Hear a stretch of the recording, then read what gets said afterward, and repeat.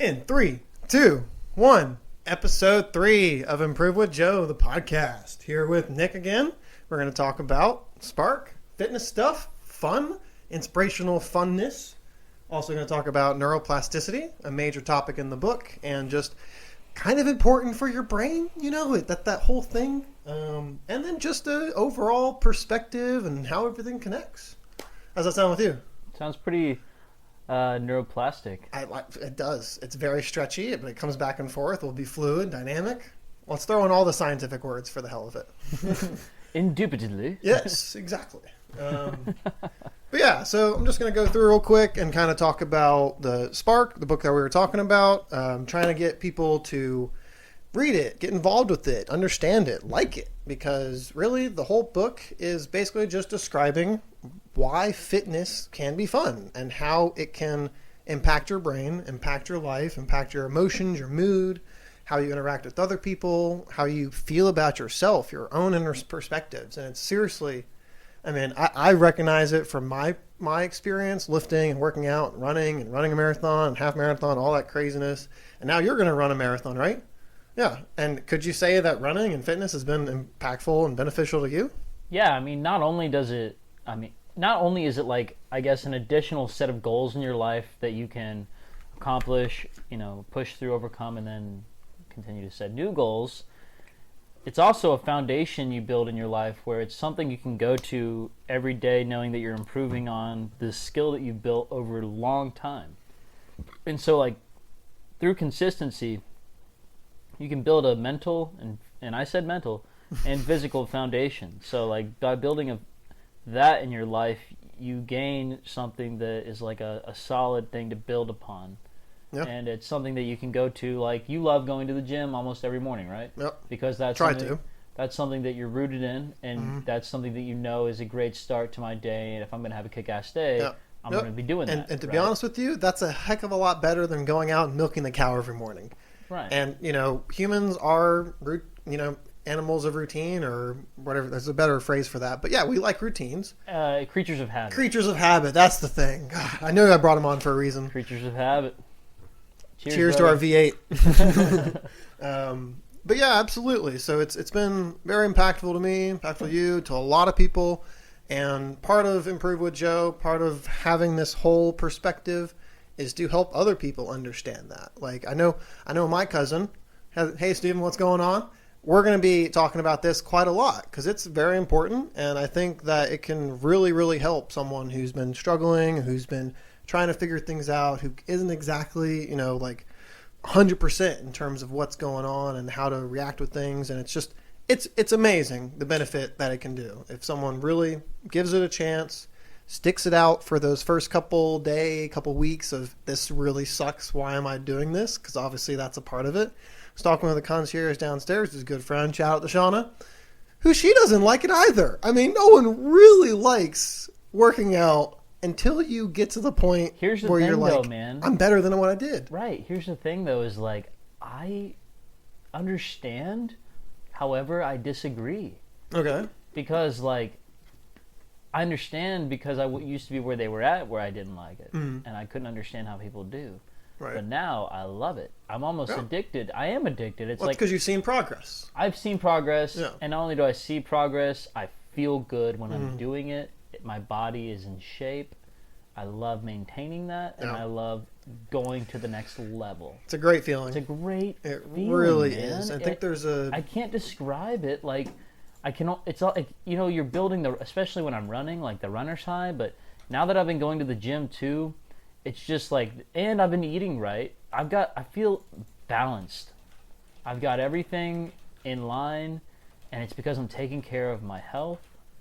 And if I just could give any advice to anybody, it would be, if you can take care of your health and are always trying to improve it, everything else will fall in line. Like, your thoughts are going to be positive. Or it'll certainly help it. Right. It'll make it that one piece that you can build upon it. The one thing I can assure you that will happen in your life is you will feel at peace. You will feel in the right place. You will feel healthy, happy, calm, cool, and collected. and you worry a lot less because stress just is gone when you relieve it through exercise. That's because of all the neurotransmitters. That's what they talk about in the book, and we'll get to that. And it's like, so I just want to throw a quote at you, see if you recognize it. One by Socrates, good boy from a long time ago. No man or woman or thing, I guess, has the right to be an amateur in the matter of physical training. It is a shame for a man or woman or thing to grow old without seeing the beauty and strength of which their body is capable. I love that. And I truly, truly believe that it's once you see the benefit and feel the benefit, both physically, mentally, emotionally, of physical training in whatever form that you do, whether or not it's the dancing martial arts, capoeira, whether or not it's physical, whether or not it's running, thing, or man. It doesn't have to be this rigid structure. Yeah, there should be, exactly, and that's the unfortunate thing about a lot of the way that fitness and health and all that kind of stuff has evolved over the years. We're getting better. We're trying to understand it more. Health professionals come out like, oh, this is the way. No, this is the way. Keto diet. No sugar diet. Like, granted, no sugar diet's great. There's no harming. Yeah, that's definitely great. Sugar is the enemy. It is absolutely the enemy. Sugar is the worst. You hear people talk about cutting carbs out of your life. They mean cut sugar. Yeah. Sugar is the evil carb. Did you know that 1950s, don't quote me on the exact year, but there was literally lobbyists for the sugar industry just as it was starting out, because it wasn't always easy to make sugar. It comes from sugar cane.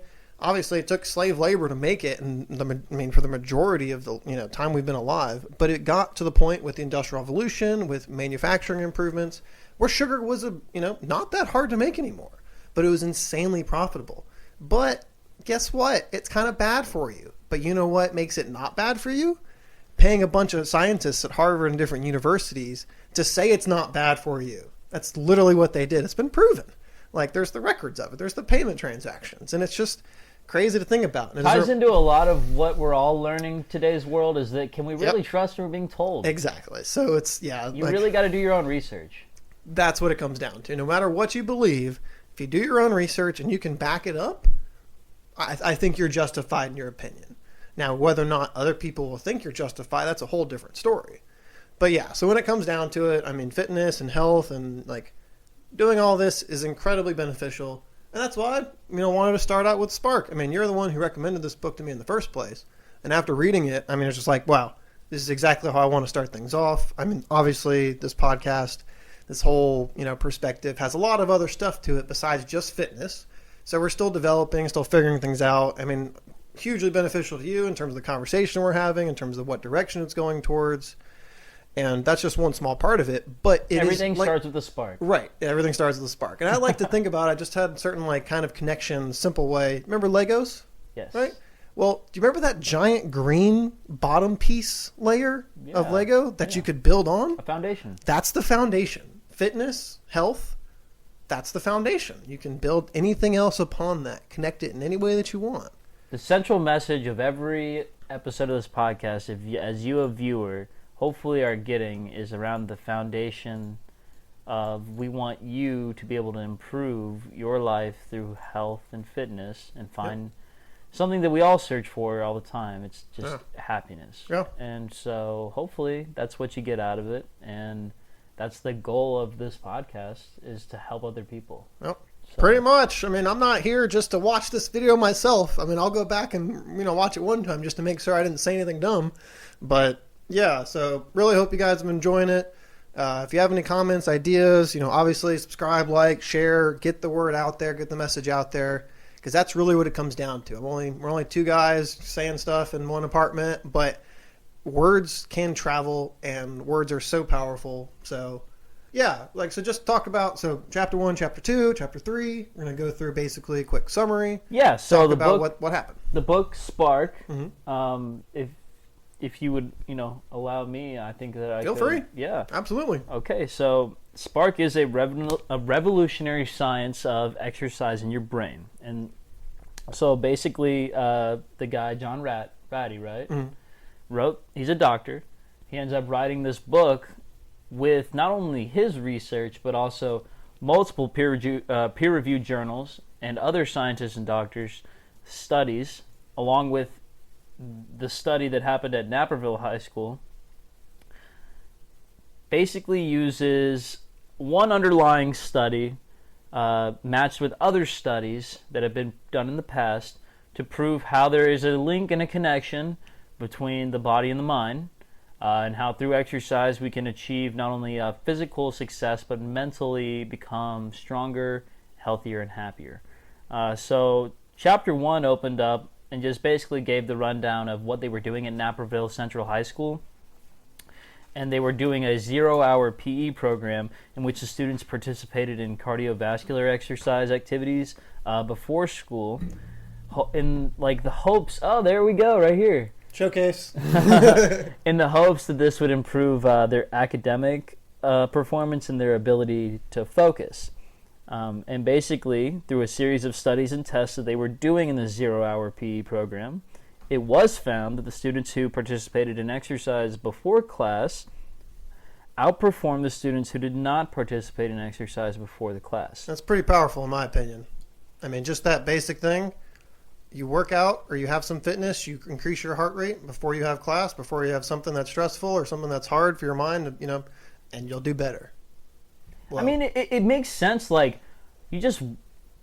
Like, who strolls into their job, to work, I mean, whatever, in the morning, not having done anything before, who strolls in ready to go? Nobody. No. Nobody. No. Not even if you have a cup of coffee. It takes time to wake up. Now, some takes 3 cups. Sometimes it takes 3 cups, right? The equation is different for everybody. Exactly. But then you have some people that wake up earlier, have a cup of coffee, eat some food, go do a workout, and they're ready to go. Yep. Because they woke up their body. You got to get your body physically woken to get the mental woken. Body and brain. Yeah, exactly. Yeah. So it's really, this isn't rocket science. Like, this is just like how your human body works. It's like how it's always worked since before we ever were close to being a thought of being around. Before we had this whole industrial revolution thing. This has been known for a long time, but it seems to have been a forgotten science. Yep. Almost because of what we were talking about earlier, how the reality of the life that we live in, especially in our country, is that if there's a way to make yourself happy, the people at power are going to make sure that you don't figure that out. Oh, yeah, take a pill. Because they want you to succumb to the victim of that so-called the happiness machine. So you're basically, and I hope you guys are still with me here, I might make more sense when I explain this in the next sentence. Basically, a happiness machine is something that is always like devouring and conquering to search and find happiness, in the pursuit of happiness. And people who are not content are going to consume more things in order to be content, right? And so in an economy... And America consumes more than any other country. Right, we're an economy built on consumers, the middle class of consumers, the people who have the money but also are not content, all right? And so that's the middle class. This country was built on these huge corporations advertising these goods to people that are going to satisfy them for a brief amount of time, and then they're going to want more and more and more and more and more, and that's just how they make their money. And so anytime that you would be able to find knowledge on how to attain happiness and contentment and the need to not consume more and more and more, that's going to be limited. Yep. So that's why this book is called The Revolutionary, even though it's not really revolution. It's re-revolutionary because we're rediscovering this concept's been around the since connection before America was like a thing. When we literally woke up and chased down animals, like when we literally woke up and chased down an animal to feed everyone. I mean, obviously there's difference of responsibilities. Some people hunted, some people gathered. It actually shows that now, like 89% of all calories consumed back then, like cavemen, Neo-Paleolithic, all that old-timey words, were from the gatherers, not the hunters. But you had to wake up. You had to get your body going. And You hunted all day for food, man. And we're talking, this is less than 1,000 years ago that people were living like this. Yeah. That's no time for our bodies to adapt, and our metabolisms are still built upon that. We are going through, as a society, our puberty phase. We have growth pains in a lot of ways. Absolutely. Weird changes. And that's okay, because to be honest, not everything is all sunshine and daisies, but we're figuring things out. And that's where that kind of like but optimistic our bodies are perspective- almost digressing physically because of like how Absolutely. little we have to do. We're But literally they're like improving mentally. The mental, our mental, like, most of the time. Yeah. mentally, I think we are having the next adaptation Yeah. or the next evolution of the human is through the mind rather than there is no more need to be physically strong. Yeah, I mean that's why there's Wall-E. I mean, Right. I mean that's a whole ridiculous future. Amazon's concept. coming I mean, for us all, buddy. Oh yeah, Amazon is going to be the next. What was the company in Wall-E? Oh, that was. Look it up real quick. But here you heard it here first. Amazon's going to be that company that owns everything because they already do. Yeah. Oh, you know what would be funny for the viewers, dude? Have you looked up how much Bezos makes every minute? No, I don't even want. Oh that'll my just god, disgust me, yeah. dude! Bezos makes Oh, the company is B&L. It's just the buy. B&O. Buy Okay, in large. that's going to be what Amazon is. Watch Kind me of Wall-E if you similar don't know to what we're talking Amazon, about. yeah. But Jeff Bezos- Bezos every minute, guess what he makes? Minute. Oh, Patrick Mahomes signs a $500 million contract and makes nothing compared to this guy. Nothing. Okay, Business Insider calculates that Bezos, on average, makes $150,000 a minute. That's more than I make in a year times 5. Oh my Wait. gosh, that's just. Yeah, you're doing the math in your. Okay, not times 5. For me, it's times 3, but either about way, that? I mean, it's just incomprehensible to think about someone Who goes and takes owning a long shit in the bathroom, and they end up walking away with, like, $1 million. yeah, I mean, that's a short shit. yeah. Like, I mean, I'd take $2 million, $3 million shits if I was him. But either way, back to the point of how fitness is really this thing that we're rediscovering. Fitness and health is not the key to happiness. Just because you go and run or lift or like just not guarantee that you're going to be happy, but you're 99% more likely to be. So it's just like money. Money's not going to make you happy. It gives you a lot more potential to be happy for sure. Gets rid of a lot of the negative stuff that a lot of people stress over.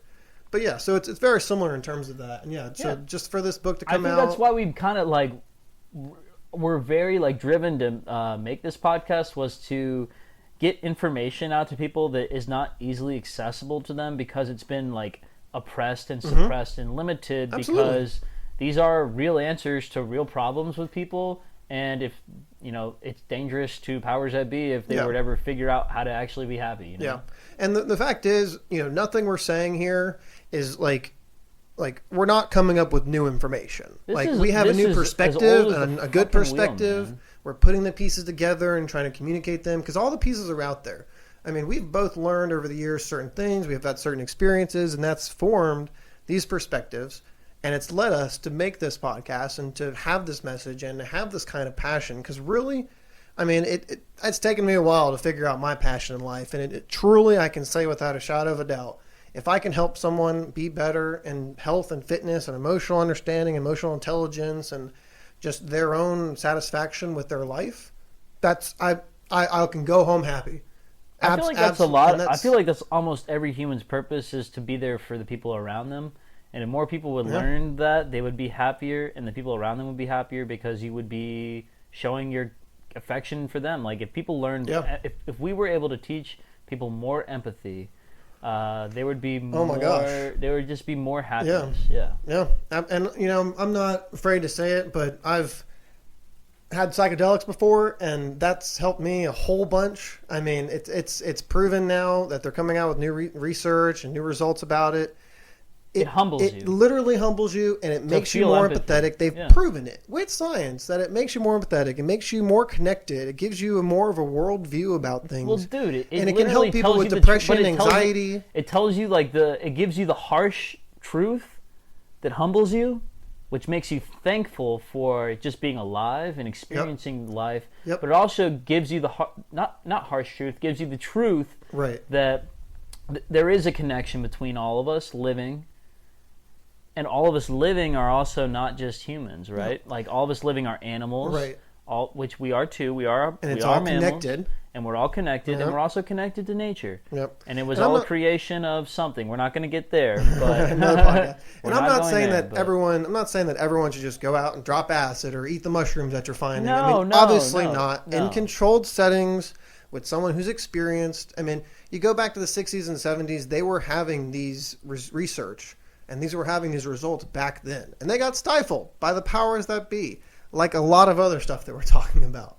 But got a little off topic there. But yeah, this is a country really where is. you should be able to talk about these type of things without feeling like this is something ostracized, like you did bad, like you did a bad thing. Like, I mean, the war on drugs, like, I mean, let's just reference the fact that Nixon literally said that he was targeting hippies and blacks with his I've never met heroin anybody that liked Richard Nixon. No. And the worst thing is that he defunded NASA. Like, I mean, like he literally took this, you know, like this company that was a public company serving the public good from something that was reaching out into space to do something that no man, no woman, no society had done before, and we did it. And then he's like, okay, well, we went to the moon. Now we're just going to circle the Earth. And it's like, okay, cool. It led to the International Space Station. That's a huge thing that needed to happen. But we needed to keep striving. And that's where, you know, Elon Musk doesn't have always the greatest tweets out there. Sometimes he's a little off of the wall. But him and some other people are really pushing forward. And that's something that's really and someone like Elon Musk is, you know, a really intelligent person. Yeah. But, you know, we can expect them to not be perfect. Because they're human. They're human. Oh, surprise, surprise. Right. Yeah, and so it's crazy. That guy, as aggressive and rash as his ideas are and a thinker he is, there's going to come some things that are very aggressive and rash and are not correct. Yeah. But that just comes with the territory of being that frontier like type how he person. like how he supports Kanye West to be president. Oh, geez. What is that? All right, let's digress back to the summary. Let's just bring that harshly back to the summary. Let's not talk about that. So yeah, chapter 2 gets into how the brain works. Elements such as neurons, neurotransmitters, the cerebellum, the frontal cortex, the hippocampus, and all these different chemicals, these neurotransmitters that are in the brain that are responsible for how it works. Like whether or not you're stressed, whether or not you're happy, whether or not you're anxious, whether or not you're content. These are all, you know, they're not just magic fairies, you know, that come out of the sky. Like, and this is all chapter 2, right? It starts in chapter 2. Yeah, I think chapter 2 is what you're touching on right now. Yeah, so that was basically what chapter 2 really was about. Yeah, it was definitely about like how these neurons and neurotransmitters operate in all these different parts of your brain, such as the cerebellum and the frontal cortex. I think I might be missing another part. I think a part of it was that exercise, obviously the key part of the book, affects these cells, affects the neurons, affects the synapses, the major parts of the brain. That's what make it up. Hippocampus, that's what I was forgetting. The hippocampus, all the parts of the brain. The prefrontal cortex, but really, I mean, it shows, like, and there's a study that we'll get into later that, I mean, actually might as well bring it up now. Like, they literally recently released by the, let's see, who is that? It was published in the Journal of Neuroscience. The title is Cortical, Cortospinal, and Reticular Contributions to Strength Training. And that's a mouthful. But basically what they're talking about is that strength isn't just muscle mass. You know, when you start lifting weights, you get stronger because of the neural input, because of the load that your muscle has. But it's only a few weeks later that they actually get bigger. And in that time frame, it's the actual pathway in your brain. And there's it's a technical word for it called the reticulospinal tract. And that is what gets stronger. And it's a really cool study. Basically, I mean, it's unfortunate that they had to use Reese's monkeys, not Reese's Pieces monkeys, Reese's monkeys, in the way that they did. There's a whole conversation about how animals are used for lab testing. I mean, that's why there's a shrine and monuments to mice and other animals that we use in testing. You know, it's an unfortunate thing. We shouldn't do it in the long term. Eventually, we'll be able to have computer models for it. But either way, in this study, they basically used the rhesus monkey while examining the neural pathways in their brain to see how the effect of increased strength training affected those neural pathways. And it was actually pretty cool because they got it to train. They started out with no weight, and they were just pulling on a lever for food, the normal way that they train these monkeys for these studies. And over time, they added more and more weight. And it got to the point where equivalently, they were pulling their own body weight 50 times in a row. And throughout this entire study, they were, monitoring it. They were stimulating certain pathways, and they pretty much definitively show they're not going to show, A plus B equals C, but it's like that 99% thing. It's 99% likely that strength training has an effect on the neural pathways in the brain. And the huge benefit and one of the big benefits is that it could help stroke patients, people who have had a stroke before, who start to, and obviously they haven't done the human testing with it. They're applying this result from monkeys to it. That makes absolute sense because, like, what is a stroke, right? A stroke is blockage of blood flow to my brain, and okay, that's it. So if I'm doing any type of exercise, I'm increasing the amount of blood flow from my heart to every part of my body, including my brain. I'm opening up. I'm increasing levels of LDL. HDL. I'm getting rid of the LDL, which is my bad cholesterol, which is blocking my. HDL is bad or LDL is bad? HDL is good. Okay, yeah. LDL is bad. Yeah. So I'm increasing HDL cholesterol. I'm lowering LDL, and this is either through resistance training or aerobic. Yeah. They've shown that in different ways too. For sure. Like, I will say, without a shadow of a doubt, cardiovascular exercise is going to make you lower your risk of a second stroke like that, but also lower the risk of almost every other health problem you could think of, because it is the most beneficial natural medicine, is to do what you were made to do, which is move. Yep. You go on a run. You were made bike, to swim, whatever, row, something. Anything. Get your heart rate up. Walk up the stairs in your house. I walked up the stairs in my building for an hour a long time ago, and I could go over in the corner for 5 minutes, 10 minutes, and do jumping jacks, or I could jump rope, and I would get my heart where it needed to be for me to be healthy that day. And that's all you have to do is... Doesn't take much. You're lowering your resting heart rate, which is putting less stress on your heart, less stress on your body, increasing your blood flow throughout your body, which decreases the risk of heart disease in the future, stroke, obesity, mental disorders. The list goes on and on. All of these things which are now in our modern society prescribed medication for. Right, because a pill is going to fix it, but then the pill also causes problems in 7 other areas. Yep. So then we got to cause more pills to patch those holes, which cause more pills to patch those holes opened. Yep. And eventually, who profits? Who benefits from this? Right. It's the major corporations, all their donors, and all that kind of stuff. And eventually, we will get to the point where we have genetically specific drugs and prescriptions for that, where it's literally like, okay, we've sequenced your entire genetic code. We have this, and this medication. We've done so many testing, whether or not it's 10 years, 15, 20, 30, 50 years in the future. Eventually, we will get to that point where all the benefits that we have from running and physical activity will be able to be taken in a pill. And, that sounds like a crazy science fiction thing. And to be honest with you, I mean, I'd be hard-pressed to say I wouldn't take it. But then at the same time, you wouldn't get, even if you did get the same physiological, body response and had, toned abs and had all that kind of stuff. You have to move. That's part of it. You wouldn't have the same sort of emotional, I would say, diet-wise, there's probably going to be a point where we could take a pill and it can supply, which we're already very close to that. Whether or not it's lowering insulin or increasing your metabolism because it burns more calories. But it has to be mixed with exercise. Yeah, Which, another point, and actually... I think we all the way went through Chapter 2, so I think we're going to roll into Chapter 3 now, right? I like it. Another point that I bring up, which introduces Chapter 3 nicely, is stress. Ugh. Right? We all know that motherfucker stress. And we're not going to beep that this time. What'd you say? We're not going to beep that this time. Okay, I guess we're not. If you noticed last time, it was like a pew, that kind of thing, but not this time. We'll progress past that. I guess we've digressed into saying fuck, fuckity, fuck. And fuck. And fuck. Sorry, all my viewers who are below the age of 12. Sorry to stress you out, but... And back to the point. Back to the point.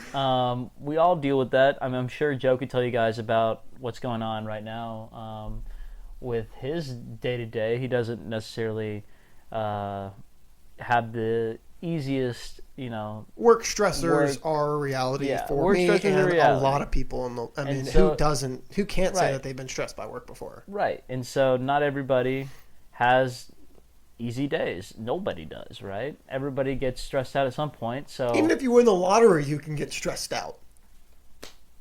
The reality is, a lot of people that win I don't want to say most, but there are a good number of people that win the lottery become depressed and kill themselves. And so, I wouldn't say most for that, but have a negative result from winning the lottery. They literally have a show about how the lottery ruined my life. There's a certain percentage that commit suicide. I know that for sure. But lottery blows aside everything you had put in place, which is part of what we're talking about, is like setting these goals and accomplishments and like working towards them. And stress comes along. It's like a roadblock. It's like a hurdle that comes along, and it's something that you can easily maneuver around and get through by pushing through and deal with it less and less if you learn how to deal with it in the appropriate way. Yeah. And that is with exercise. With a healthy, and diet. Appropriate way. Absolutely. I mean, there are a lot of unhealthy ways to do it, and I can say for a fact I've done a lot of those unhealthy ways to do it, whether or not it's drinking, smoking, cigarettes. Like, I mean, there's a variety of ways. We figured it out. We don't want the temporary solution. We want to solve it long term, and that's through diet and exercise, 100%. The studies that are in the book show that the stressor hormone in your mind is called cortisol. And there are healthy levels and unhealthy levels. And you release cortisol when you're exercising in a healthy amount, in a healthy manner. And you're also releasing cortisol if you're ever feeling stressed. Say you're studying and cramming for a test. You don't get enough sleep. You stay up all night. Your sleep patterns can also interfere with your cortisol levels. I had giant amount of cortisol levels in my body last night because I literally had a dream. I didn't tell you this. I literally had a dream that I got a 65 on a test and I failed it. In the dream. How many years out of school are you? Wait, how many what? How many years out of school are you? Oh, like 6 years now. Shit. Yeah, isn't that ridiculous? And you were thinking it's real. I was literally in a classroom taking the test. I came back 2 days later. Because obviously, it's a Monday, Wednesday, Friday class. They give the test on Wednesday because the study session's on Monday, and so the review of the test is on Friday. Literally remember getting the test in this dream, getting the test back, reading through it, and I hadn't studied as much as I did, so I was stressed, and I was stressing in my dream about how I didn't study. And I get the test, and I'm looking through it, and I'm just so distraught because I missed this, I missed that. And then I go to talk to the professor, and I'm stressed about talking to him, how I'm going to try to maybe get some points back. Be like, oh, but I did this. Insane. And it woke me up. And it was 3:30 this morning that I woke up stressing about this to the point where I could not get back to sleep. And it was just, So I ended up having to get up, move around, get active. And there's different ways that you can, if you have a nightmare, I think that qualifies as a nightmare, you can kind of work through it. Thankfully, Abby was there. We talked, and it was good to go, and you were able to go back to sleep. But yeah, cortisol does ridiculous things to the body, incredibly negative effect. But it's healthy to have it released during exercise. Yep. And so, like you're stressing your body. So you're physically stressing it, and you're mentally putting your body in a realm of stress. Cortisol is being released. Mm-hmm. However, when you do that, it's decreasing the levels of cortisol. Outside of that, and in other stressful situations, increasing dopamine, serotonin, and norepinephrine. All those neurotransmitters that are talked about in the book. Right. And really recommend y'all read it. Don't just rely on our little summary. Absolutely. When you have the right chemical balance through training your body physically, the right chemical balance will help you deal with stressors in a much more positive way. You'll have a better outlook on things, more positive outlook. Stress almost just doesn't really happen. And there's a lot of things outside of just exercising to make you this very emotionally intelligent, strong, mentally person. Mm-hmm. And that also is with perspective and a mindset. Yep. And in another podcast, I'm sure we'll get into that. Yeah. But exercise is a great foundation to start at. But again, like we said, it's not the whole piece. We've got to shape our mindset the right way. It takes conscious effort. We got to shape our, it does. And it's really changing your lifestyle completely. And you got to have the positive mindset. You got to surround yourself with the right people, the right environment of encouragement. And you got to eat the right food. You got to be taking the right steps, which are also the steps that you should be taking. You're going to feel good knowing you're doing the things that are right for you. Yep. And there's going to be stressors that we talk about that are not just you. There might be people in your life you need to cut out because they're external stressors preventing you from achieving your goals, Yeah, and sometimes you can't have someone that's trying to bring you down, that is not being positive, is not being supportive. Not everyone has to blow smoke up your ass. That's not what we're saying. But if there is a physically draining or a mentally draining, emotionally draining presence in your life, it's okay to either, you don't have to remove them completely. My phrase is, I don't burn bridges, I let them slowly rot and decay over time. And it's okay to have different tiers of friends. Someone like an acquaintance or a good friend or a close friend or, like a lifelong friend kind of thing, which you've had different experiences with. But yeah, I mean, you got to get rid of the negativity in your life sometimes. And that's not, just because you disagree with someone doesn't mean you hate them, especially with all the politicization going on in the world and how polarized it is. Cancel culture. Oh my gosh. Oh my gosh. Yeah. Just because you disagree doesn't mean you have to completely write someone off. If you disagree, try to find a way to understand their perspective, put yourself in their shoes, figure out what they're doing. I had an experience 2 weeks ago where I probably could have put myself in his perspective more and had a better conversation because of it. But at the time I wasn't able to. But it's a lesson learned in the future. I mean, I'm trying to work better on it. I think I'm pretty empathetic. I put myself in other people's shoes all the time. But sometimes, we're human. We don't, and it's okay. Just it's a process. So, yeah, it takes a lot of willpower to change your perspective from one of the own you have that you built through your whole life. But not to make this too much of a topic, I do think psychedelics help you understand that mindset piece a lot better. It's an amazing thing when you think about it, especially if you have a religious perspective. When you think about, like, if God made this thing, it's here for a reason, right? Mm-hmm. And if you have it from an evolutionary perspective, well, this has become a thing and is still alive and is still procreating in its specific way because it's beneficial. Right. Some even say there's a theory out there that it helped humans evolve into the consciousness we have. Yeah, I think there's not colloquial. There's like firsthand kind of stories written down from way back in the Dark Ages, like during the plague times, where the shamans and all back then, the people who were enlightened, they took mushrooms that they found in the forest. And it's pretty insane. I mean, like, just the fact that this little tiny thing with a little chemical can have such an effect on your body. And it's just, what's the difference between the little neurochemical? It's literally like you're waking up. To pills? It's literally like you're waking up, man.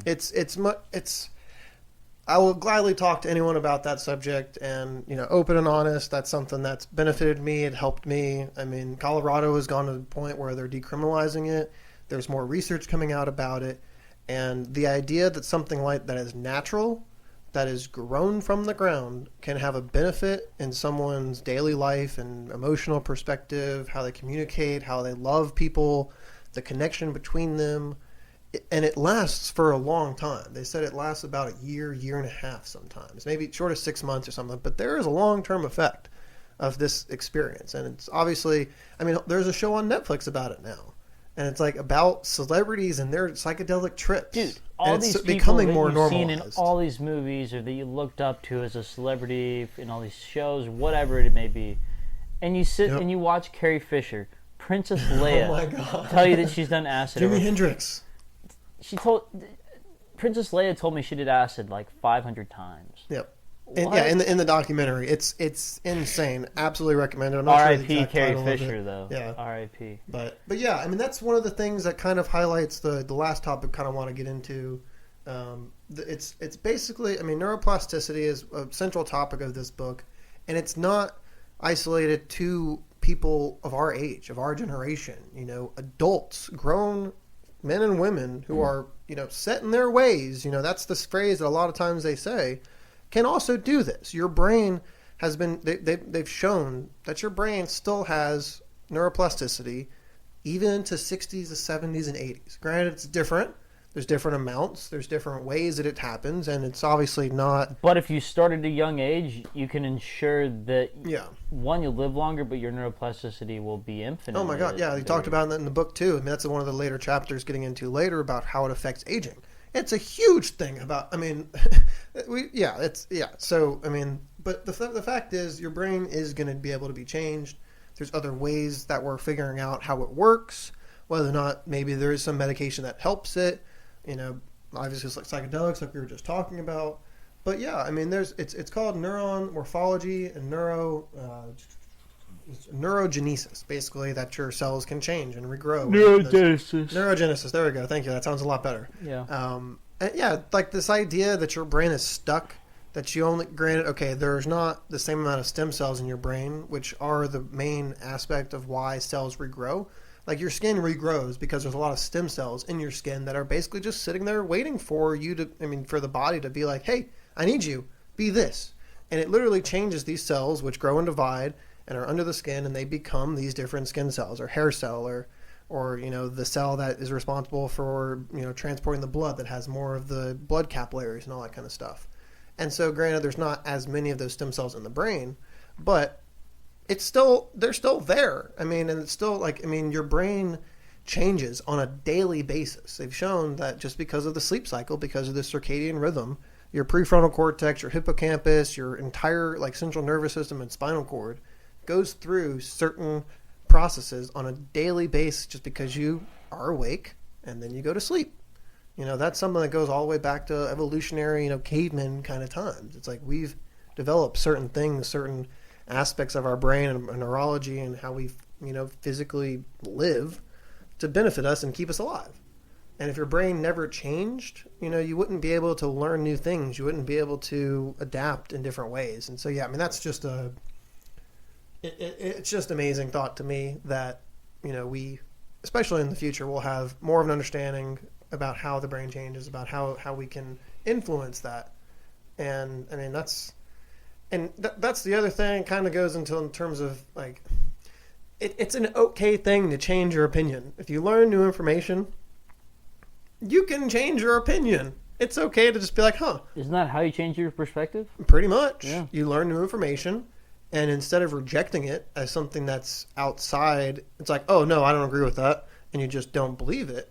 Obviously it takes a certain perspective and understanding, and you have to trust the person. You have to look at the actual records and research and learn for yourself. I don't think anybody thought the world was round for a while, right? No, people literally thought that we were at the center of the universe. And people on an island, it was flat for them. All they saw was ocean around, and it was just like, all right, well, there's nothing else here. And some people still think it's flat. And some people, unfortunately, still think it's flat. Just like some people think vaccines aren't a good thing. Oh, dude, did you hear the thing nowadays where it says an anti-masker is an anti-vaxxer? Oh my gosh. They were comparing the two. There's that whole conversation about masks and all that kind of stuff, but it's, to me, wearing masks is like washing your hands. There are certain social aspects of living in a public society where it's it just upsets me when I walk into a place and the person, this happened to me in Chicago last week. Okay. The person handing me the mask that I needed to wear, they're like, oh, we sell them for $2 a pop, which places are now profiting off of the mask. Yeah, that's horrible. Yeah. They're profiting off this pandemic with selling masks that are less than a penny a mask for $2 a mask. Yeah. Guy handing me and selling me the mask was wearing it just over his mouth. That's unfortunately something that I believe comes from the top down. If we had a more definitive perspective from leadership, what does from wearing the very a mask beginning, mean? I guess because people exposing their nose, it does nothing. It doesn't do anything, no. And the problem is, if 60% wear a mask and 40% don't, it's a term called herd immunity. And that's why vaccines are a thing. You inoculate a certain percentage of the people, and based on the infection rate and based on how it spreads, you get herd immunity in the general public.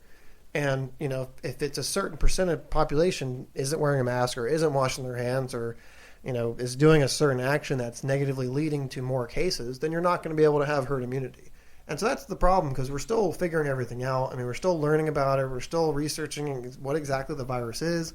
Just learned the other day that apparently there's two different kinds. There's one from China, and there's the Chinese, and then there's the Italian one, which is interesting because it's they're not two separate, but it's a modification or a variation. What is it called? The mutation. There, yeah, it's the mutation of the original one, and they're so similar, but one of them has a much higher infection rate, much higher. So one's kind of more symptom. of like a spicy tuna roll, and another one's like a meatball sub. Exactly. Okay. Exactly. But yeah, that's a whole. So be a part of the solution. And yes, there might be some information out there that says masks aren't entirely effective. It does this or it does that.